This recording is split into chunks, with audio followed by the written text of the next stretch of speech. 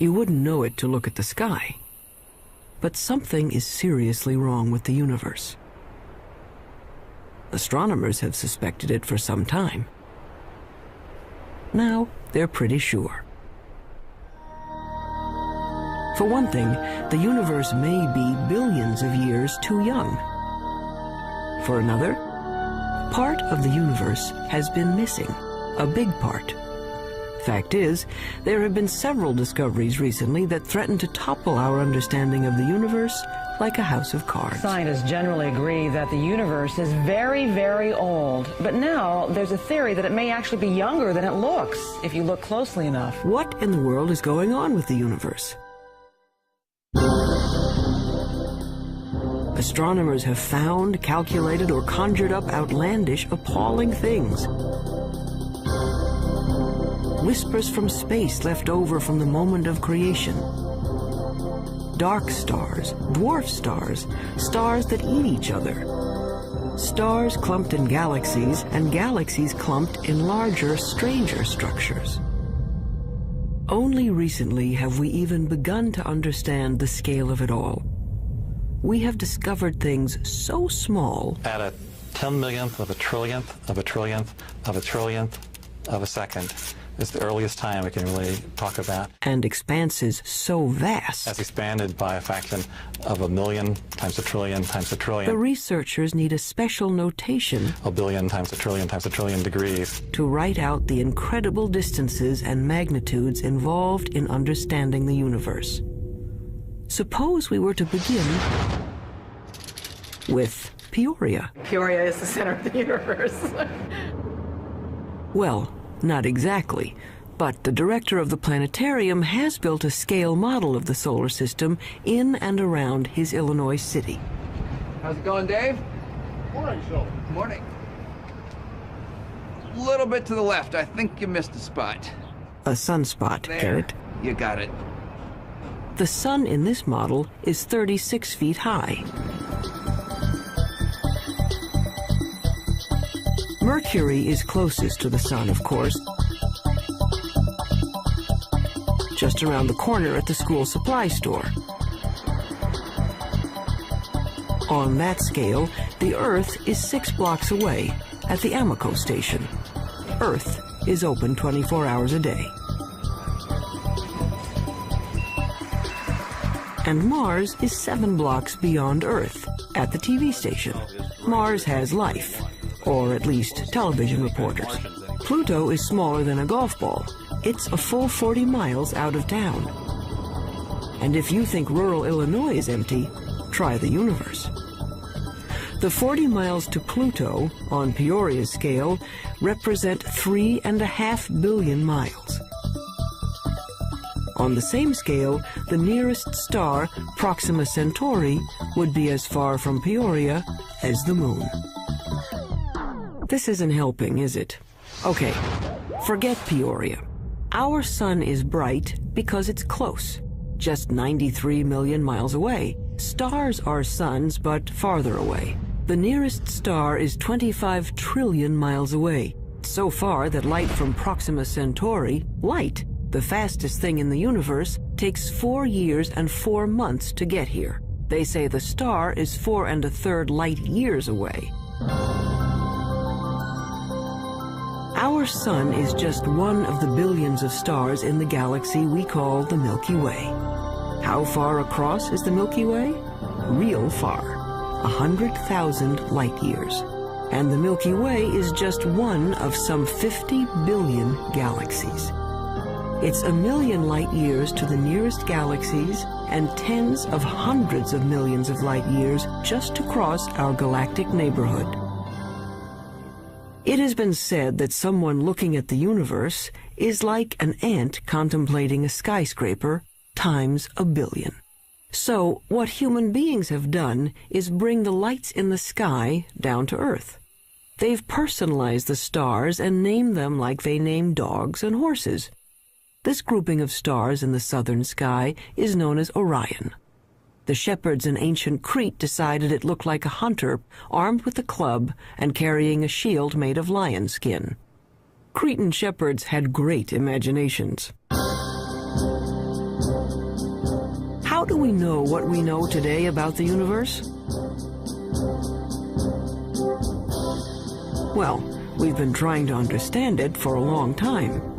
The awful majesty unveiled by night has, down the ages, stirred us to wonder and worship. Prehistoric astronomers used elaborate monuments to mark the sunrise and the sunset. By 300 BC, Aristotle taught there were transparent globes around the Earth, on which were mounted the sun, moon, planets, and farthest out, a sphere studded with little stars. As late as the 16th century, most still believed the Earth was the center of the universe. There were a few people, like Copernicus, who thought the Earth circled the sun, but not many. Then, in 1608, an Italian named Galileo heard that you could make a spyglass with two lenses in a tube. He built one and aimed it up. It was not until Galileo perfected the telescope around 1610 and pointed it at the Milky Way that he was able to say that the Milky Way was just millions of stars. And if you take a pair of binoculars on a clear night and look at the Milky Way, you'll just see that it's nothing but stars and clusters of stars. Galileo's telescope magnified things about as much as a pair of binoculars, but that was enough. He saw that Venus had phases like the moon, that the sun had spots on it, and that the moon had mountains, and that Jupiter had 4 moons. Aristotle's perfect crystalline spheres were shattered, and the universe stopped being simple. And there were other strange things out there. Remember Orion? Well, down in the middle of his sword was a star that wouldn't focus to a bright point, no matter how powerful the telescope. The object came to be called a nebula, and over time, astronomers found many such fuzzy blotches in the sky. Fast forward a couple of centuries.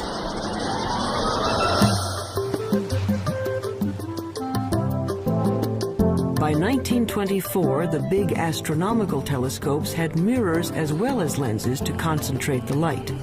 The one on Mount Wilson in Southern California had a collecting mirror 8 feet across. Images were captured on photographic plates in slow, careful time exposures. In the dark chill of the observatory dome, Edwin Hubble was studying a distinctive kind of star called a Cepheid variable. Astronomers use it as a distance marker because they know how bright nearby Cepheids are. They know that the dimmer the Cepheid, the farther away it is. Hubble was looking for Cepheids in his photographs when he realized he was seeing an entirely separate galaxy, Andromeda, 2 million light-years away. A lot of those fuzzy nebulas turned out to be galaxies like our own. And the light from those galaxies looked redder than anyone expected it to be. It's just like the pitch of a car engine. You know, as a car goes zooming by, you hear the engine kind of go. With light, when something's coming toward you, the spectrum gets shifted toward the blue. When it's going away, it gets shifted toward the red. It was Hubble who recognized the significance of the red shift in the light. All those galaxies must be moving away from one another at terrific speeds. The entire universe was growing. The idea of an expanding universe surprised just about everyone and made a lot of scientists uneasy, even Einstein. Researchers wanted to believe in a universe that always was and always will be, eternal. But galaxies flying away from each other meant that once, long ago, they were clumped together. It meant something started them moving. The universe had a beginning. Today, it's called the Big Bang Theory. First, the universe was a bright, hot point, smaller than an atom. In the mother of all explosions, it started expanding. Eventually, the hydrogen gas in space cooled down and began to form stars and galaxies of stars. Galaxies flying outward, surfing along on the expansion of space itself. So now we can calculate the age of the universe. It's the kind of mathematics you do on a motor trip. If your speed is 30 miles an hour and you've traveled 60 miles, you can figure you've been traveling for 2 hours. The red shift tells us the speed of stars, and the milestone Cepheid stars tell us how far they've traveled. When astronomers divide it out, it says the Big Bang happened 15 to 20 billion years ago. Long ago and far away. So who cares?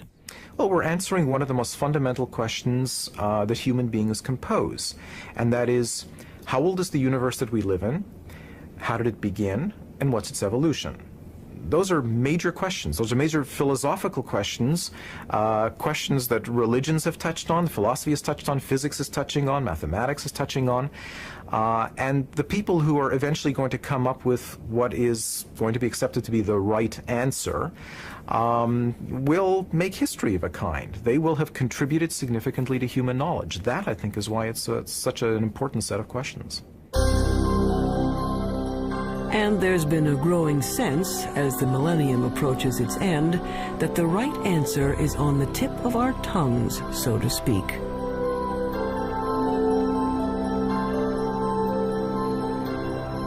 But not yet, not quite.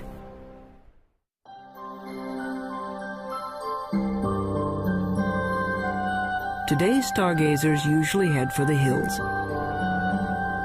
Hawaii's Mauna Kea, the Chilean Andes, Arizona's Mount Hopkins.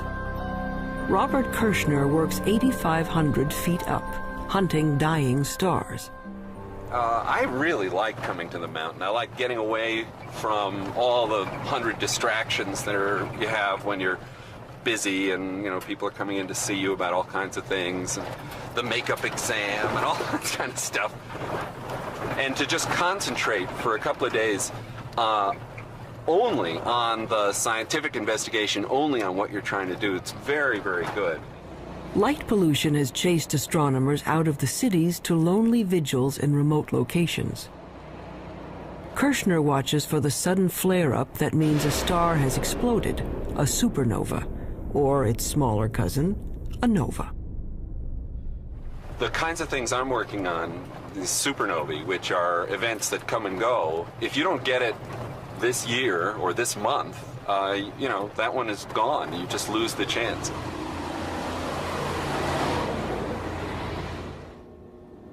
A supernova suddenly outshines its entire galaxy for a few weeks.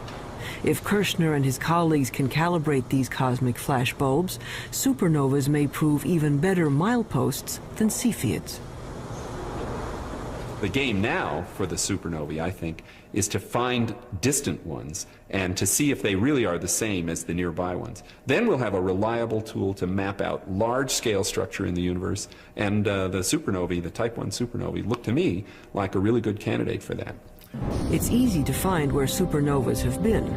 There are clouds of dust and gas in space marking places where stars have blown up. But supernovas are rare. A galaxy of 100 million stars might have one exploding star every 100 years. So Kirshner watches and waits. Well, the heroic age of observing has really passed.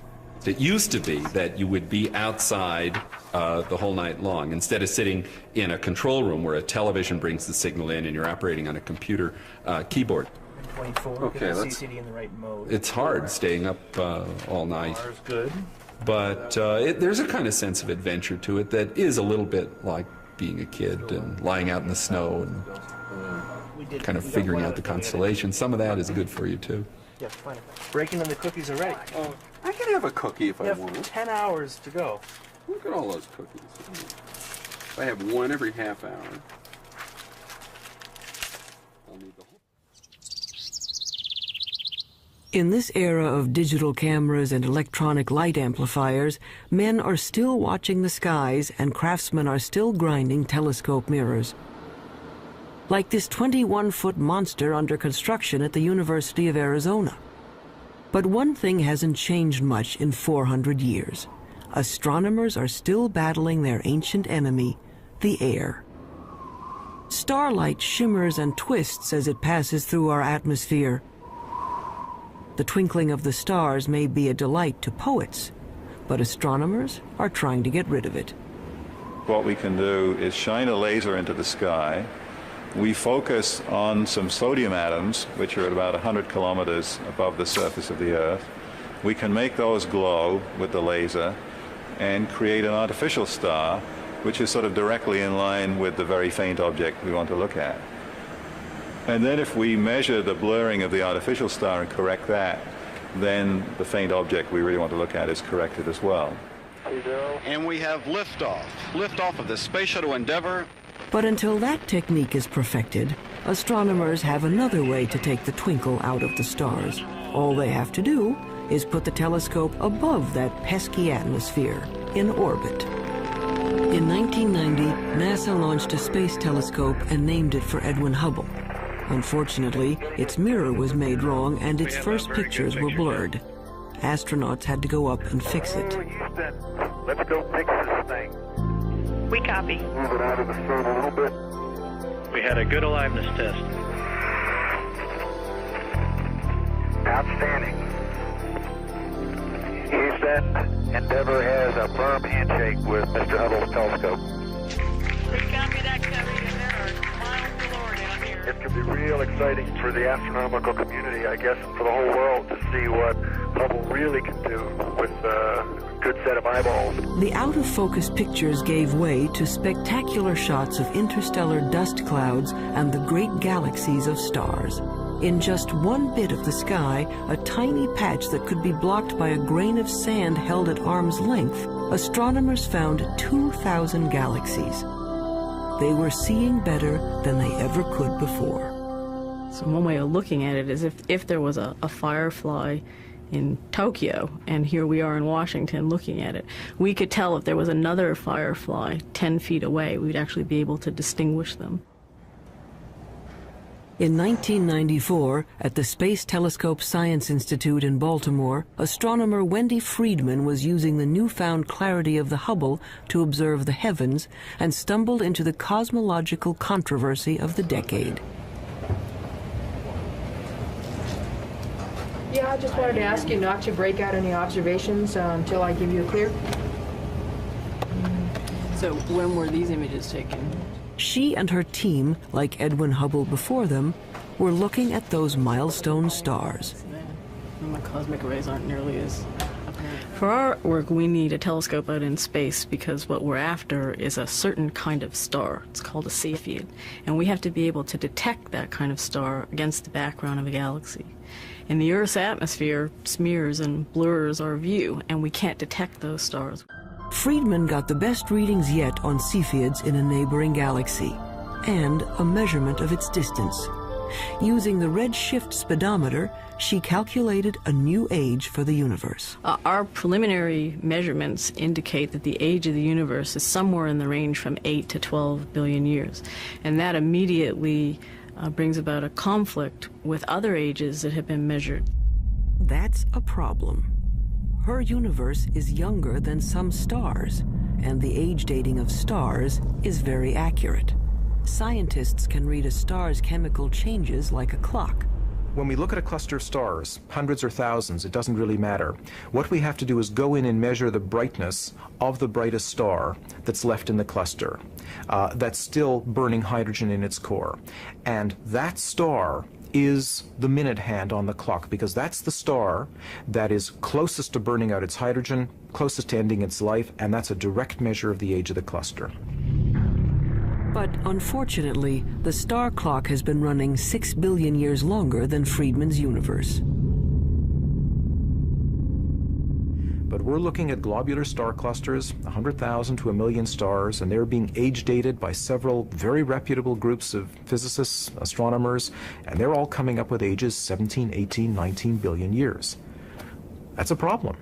We're very close to having a kind of contradiction between the ages of the stars and the age of the universe. This would be quite embarrassing, because you really shouldn't be older than your mother. Clearly, if the universe is 10 or 12 billion years old, then there can't be stars in the universe that are 15 or 17 billion years old. That's not logical, at least if the entire Big Bang theory is right or even close to being right.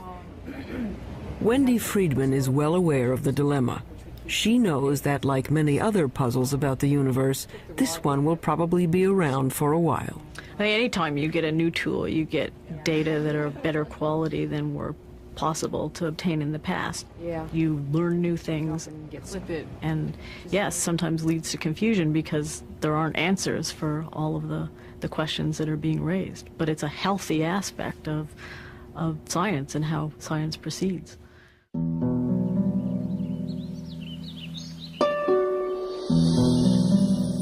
There's more to the universe than meets the eye. We can see only a small part of what's going on out there. What we call visible light, the rainbow from red to violet, is a small slice of a larger spectrum.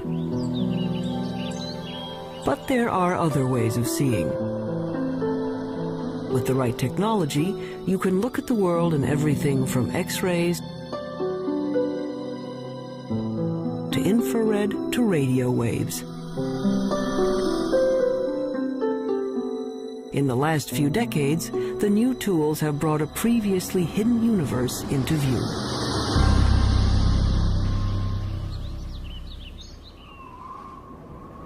Take the sun. Nothing to do but roll around heaven all day, right? But by using the X-ray part of the spectrum, astronomers can see the sun is a very busy place.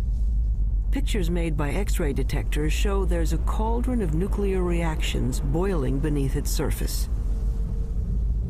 Using film sensitive to ultraviolet, we can see great plumes of superheated gases rising from the sun's surface. Our well-behaved, friendly neighborhood star is a continuing, self-contained thermonuclear explosion. It's in high-energy astronomy where you really see that the universe is a violent place. It's not just made up of these good citizen stars that sit quietly fusing their hydrogen into helium. NASA is looking at the lower end of the spectrum, infrared light. Infrared is absorbed by moisture in the Earth's atmosphere. So infrared telescopes are mounted on planes to lift them above the clouds.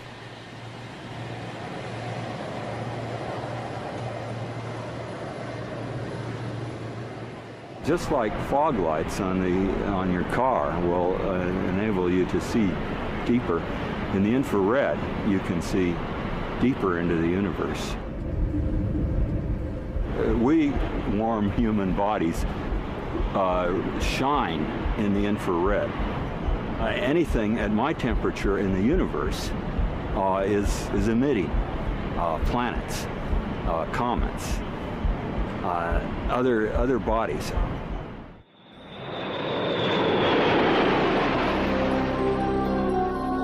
The star-forming regions of the universe are often hidden from view by dust clouds, until infrared astronomy allowed us a way in. Now we can see clouds of frigid hydrogen gas condensing and starting to heat up as stars. The sky in the infrared is a strange and wonderful place. Once we learned where to look, we could peek into these stellar nurseries and snap some baby pictures. This is Hubble's view of the Eagle Nebula. The bright spots on the edge of these monstrous pillars of gas are brand new suns.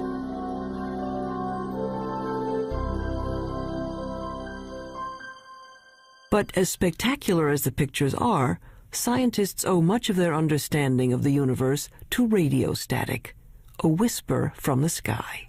If you're listening to the universe with a radio telescope, it would mainly be a hissing sound. It sounds like steam escaping from a radiator.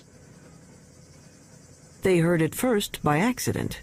In 1965, researchers at Bell Telephone Laboratories had built a powerful listening station to hear signals from the first of America's communication satellites. But they were distracted by an ultra-low frequency hiss from everywhere in the sky. What they were picking up was energy from the bright flash that started the universe, an echo of the Big Bang itself. Radio astronomy was the second big window we opened on the universe. The first big window was Galileo going and putting a telescope to his eyes and seeing what he could see with his own eyes, and then with film eventually. The next big step was radio astronomy. It's a great step forward in terms of discovering new things and understanding new things. The discovery of the cosmic background radiation was a fatal blow to those who wanted to believe in an eternal universe. The Big Bang proponents had won. But the cosmic background radiation seemed to be smooth and even, coming from everywhere in the sky. Just what you'd expect from a universe that began from a single point.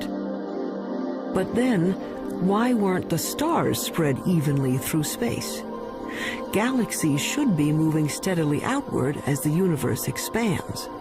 Each should be moving away from all others like raisins in a rising loaf of bread. Astronomers had thought that the universe was sort of expanding uniformly and the galaxies were just going along, and that the only motion we should see is the Earth going around the sun and the sun going around the galaxy. But in fact what we saw was that the largest motion of all was the galaxy itself moving.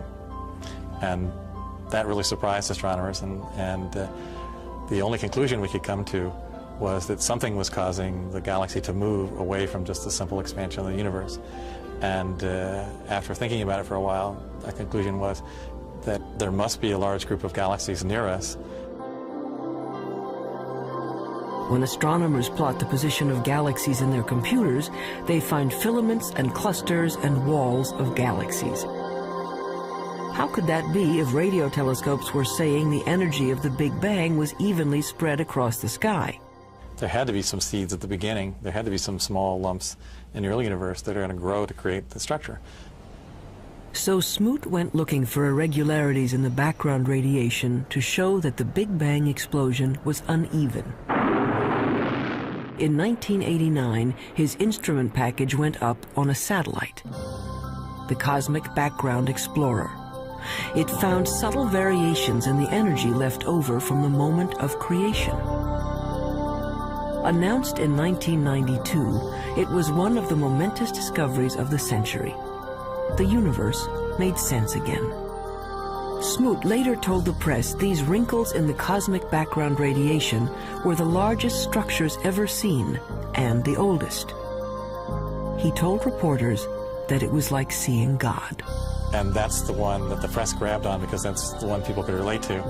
And that got spread all over and got much more attention, including people from philosophy and religion coming in and asking questions. But if researchers could finally explain why there are stars and galaxies and collections of galaxies, that didn't solve their other major problem. It's a little like the old childhood rhyme. The other day upon the stair, I met a man who wasn't there. He wasn't there again today. Oh, how I wish he'd stay away. The problem is that we know that at least 90% of the universe is something we don't know what it is. In the late 1970s, astronomer Vera Rubin and her associates noticed something peculiar on the outer edges of spiral galaxies like our own. Like flotsam caught in a whirlpool, stars on the fringes of galaxies should be moving more slowly than stars at the center.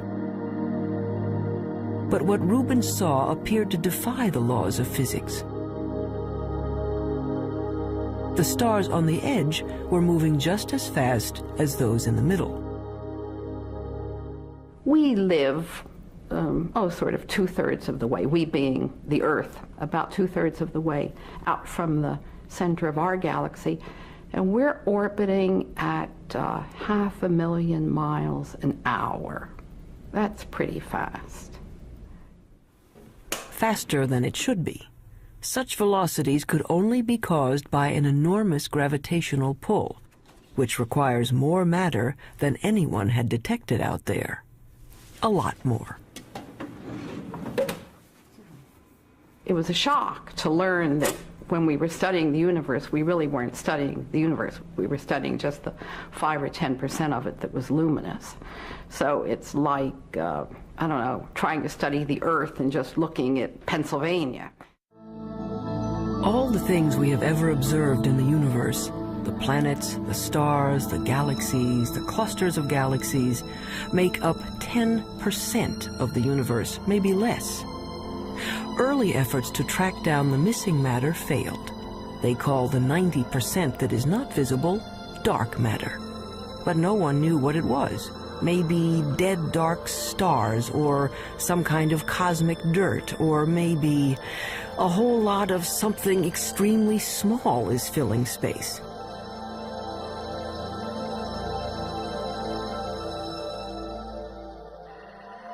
Subatomic particles called neutrinos might make up part of the missing mass, but not enough. Scientists went looking for other candidates. Daniel Snowden-Ift theorizes that dark matter may be made of something physicists have taken to calling WIMPs, short for weakly interacting massive particles. These would be things smaller than atoms, if they exist at all. The only way to detect them would be to look for their footprints. It's kind of like a ghost particle. It passes through matter without ever interacting with it, or I should say hardly ever interacting with it. Every once in a while, a WIMP will come in and bump an atom out of wherever it's sitting, and that's the only indication that we would have that WIMPs exist. He's looking for elusive tracks that might have been left in billion-year-old mica rocks. Mineral mica has one of the most regular atomic structures of all, so if a WIMP had passed through it, it might have knocked some atoms out of alignment. What we're looking for is the WIMP to come in, bump one of the atoms in the mica, and that recoiling atom then produces a chemical change within the mica. In his search for the WIMPs, he splits up endless mica samples and bathes them in hydrochloric acid.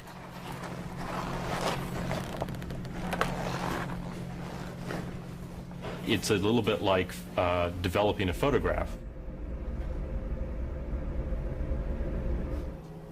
The etched mica goes under a super microscope, which magnifies it 50 million times. Mica may be the perfect place for clues to the missing mass. Unfortunately, to date, Daniel Snowden-Ift hasn't found any WIMPs. Researchers stunned a 1996 meeting of astronomers when they announced they had found the dark matter, or at least some of it. They had picked up ripples in starlight caused by dwarf stars too dim to be seen directly. A halo of these objects surrounding galaxies would account for the missing part of the universe. To bug the physicists looking for WIMPs, the astronomers call these tiny dense stars machos, massive compact halo objects. The research to confirm the mysterious source of gravity goes on. I would like to think that in 10 years we know what the dark matter is, but I wouldn't bet very much money on it. But advances usually come in very surprising ways.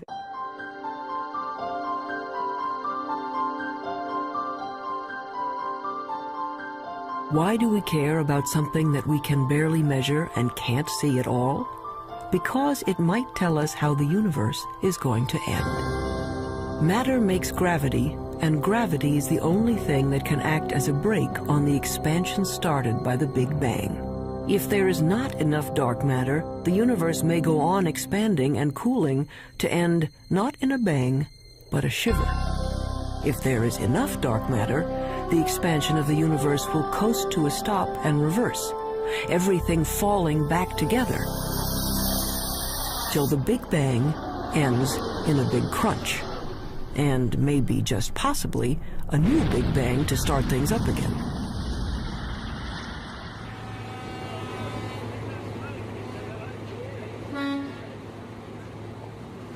Albert Einstein, among other things, revolutionized the way we think about good old gravity. Astronomers generally only talk about one force, and that's gravity. And the reason for it is almost everything that's important on the large scale, that is on the scale of planets and stars or the universe as a whole, is gravity. From Einstein, we know that the gravity that pulled Newton's apple down from the tree isn't a kind of magnetism. Gravity is a property of matter and space. Matter bends space. The more mass, the more space around the mass is warped. That's why the moon goes around the Earth. It's trapped in a dimple in space, a gravity pit created by the mass of the Earth. When enough matter collects, gravity is strong enough to squish hydrogen atoms into helium atoms. This fusion releases enough energy to turn on a star. But gravity is also a star killer. Stars are born, age, evolve, and eventually die, just like people. They have a regular life cycle. During the entire life of any star, there is this delicate balancing act, because gravity is always at work trying to crunch the star down into a small point, and the high internal pressures are trying to blow the star up and blow it apart. And for about 90% of the life of the star is in nearly perfect equilibrium. And it just sits there, burning away and producing radiation. But when the fuel is gone and the fires go out, gravity is free to collapse the star. A medium-sized star like our Sun will burn steadily for 10 billion years. Then, in a kind of cosmic spasm, it will puff up to engulf the inner planets before collapsing into one of those white dwarf stars. A star twice the mass of our Sun would collapse even farther, ending up as a super-dense star the size of New York City, a neutron star. A teaspoonful of stuff from a neutron star would weigh 100 million tons. But what happens to a bigger star when its fires die down? Say a star 50 times the size of the Sun. It may blow up as a supernova, leaving a neutron star, but then it keeps on shrinking to infinity. An infinitely small point with a gravity so powerful that not even light can escape. There's no there there. It's a black hole. And the analogy that we have to space being stretched by the material is you have a rubber sheet and you put a ball on it and it causes a dent. Put a heavier ball, it'll cause a deeper dent. If you put a heavy enough ball, it'll just tear through the rubber sheet altogether. If you force too much matter into a limited amount of space, it'll just tear space like tearing the rubber sheet. You can be forgiven for thinking a black hole is some sort of weird science trick. An infinitely small, invisible star defies common sense. It's what happens when you use mathematics as your lens on the universe. But out here on the high desert of New Mexico, they've found that black holes do exist outside of equations. 27 giant radio dish antennas, each 80 feet wide, are positioned over 13 miles to form a single huge radio telescope. They call this very large array of antennas the VLA, which stands for the Very Large Array of Antennas. James Moran is one of the world's foremost radio astronomers. The VLA has had a tremendous impact over the last 15 years. It's very important because it has tremendous versatility. This technique of radio interferometers was developed after World War II, but this is the first really big array. Dust obscures light rays, but this instrument can penetrate that dust because radio waves go right through the dust, and we can see down to the core of things that can't be seen in optical astronomy, for example. It turns out that a black hole can create radio signals as it sucks in matter. The signals can show up as a beam of microwaves, a microwave laser, or maser. Why you would find a maser in a black hole is a complete mystery. I don't think anybody would ever have predicted this. What we have found is that there's actually a very light molecular cloud in a disc shape. My friends refer to it as the maser frisbee. We didn't go looking there hoping to find something coming out of a very compact region around the black hole. It just plopped onto our computer printouts. A black hole can attract dust and gas in its neighborhood into a whirling disk of molecules. Those molecules release great bursts of radio energy as they are drawn in. There seem to be black holes made not from single stars, but from whole clusters of stars. They have a mass 100 million times that of our sun. But these monsters are still infinitely small points, capable of gobbling up other stars. But where does the stuff that falls into a black hole go? Does it just fall out of the universe? Possibly. Or it may pop up somewhere else in space. If you'll excuse an indelicate metaphor, there may be white holes regurgitating matter eaten by black holes in another part of the universe, a wormhole in the fabric of space and time, allowing you to go from one location to another without crossing the space in between. Or it might go to another universe entirely. Astronomy's reigning theoretical genius, Stephen Hawking, proposed that the black holes in our universe might well give birth to other universes. In fact, there might be any number of universes, like bubbles in the bath. We don't know, and probably can't know. If you fell into a black hole, you'd be stretched until you were thinner than a strand of spaghetti, which wouldn't bother you because time would stop. The rules of the universe as we know them don't seem to apply to black holes. That's what happens when you start messing around with infinities. It leaves us with a universe with holes in it. A universe with a lot of room for imagination.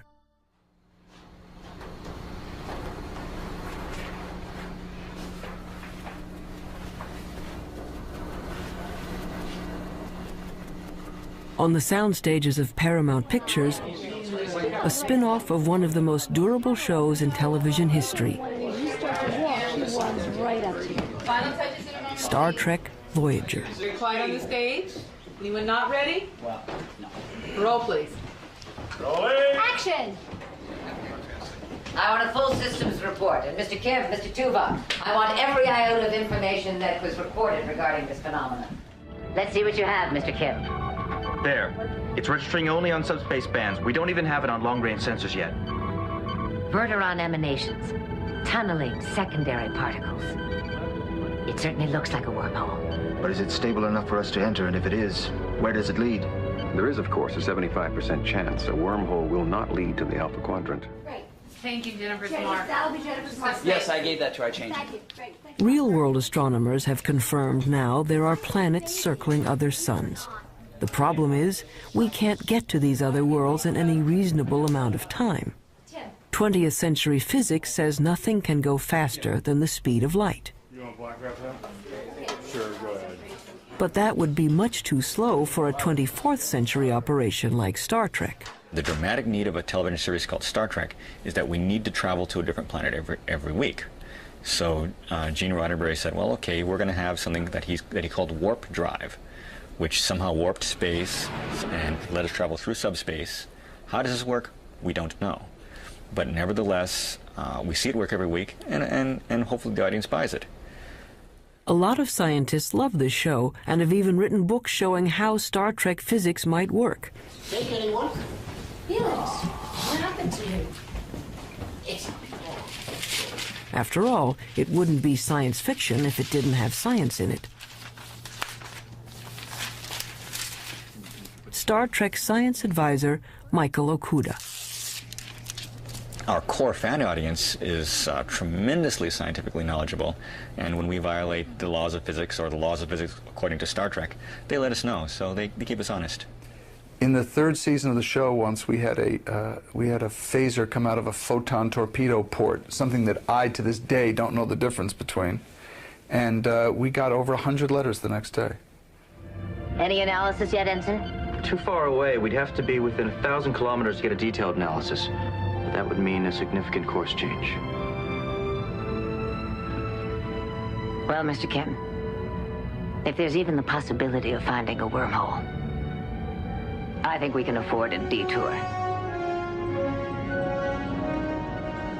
Scientists take wormholes seriously enough that they have become an assignment in George Smoot's physics class. Given a wormhole a couple of miles across, students are asked to calculate what could pass through without being destroyed by gravitational tides.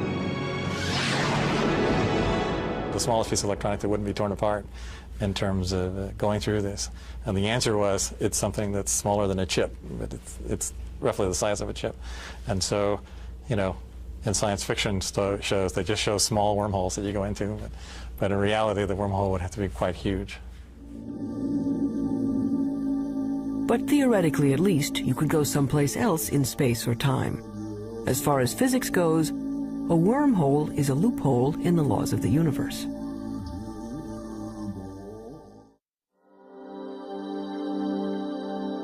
So we are left with questions. Why do some stars appear to be older than the universe? Why do galaxies move as if there were something dark and huge out there? We're not making people live 200 years. We're not doubling the gross national product. What we are doing is enriching everybody's lives by trying to answer some of the questions that I think everybody's interested in. These are some of the oldest questions, children's questions. Where did we come from? Where are we going? Are there other worlds? What is outside the universe? What happened before the universe started? What happens after the universe ends? You want to find out, well, where does science end and where does philosophy take over? And it's not clear where they do. Modern astronomy is a young subject, and each time we get a new and better tool for looking into the void, we find surprises. More and more data that doesn't quite fit. And I think it's portrayed as if the field is in total confusion and chaos, and I think very often it appears that way at the forefront when things are not understood and there are unsolved problems. But progress is being made. The fact that we're able to take these subtle clues, that things you can barely measure with the biggest, most sophisticated instruments, and figure out that they are telling you about what the universe was like 15 billion years ago, I think that's a terrific thing. Why does the universe exist?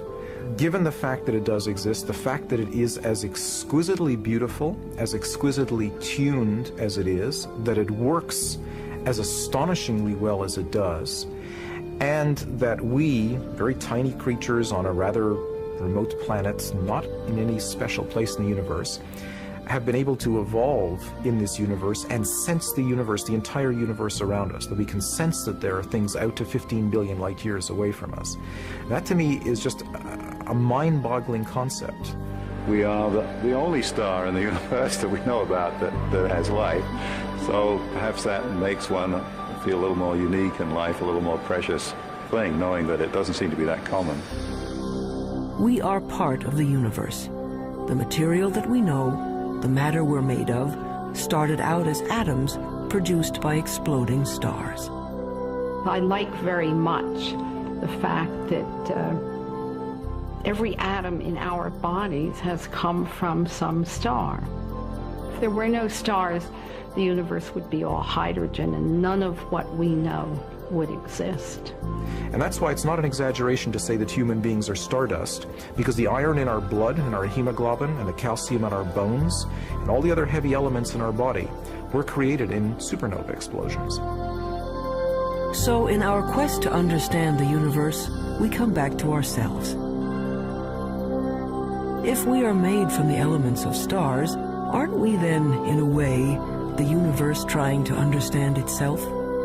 It's not quite what the ancients were talking about, but maybe we're in the center of the universe after all.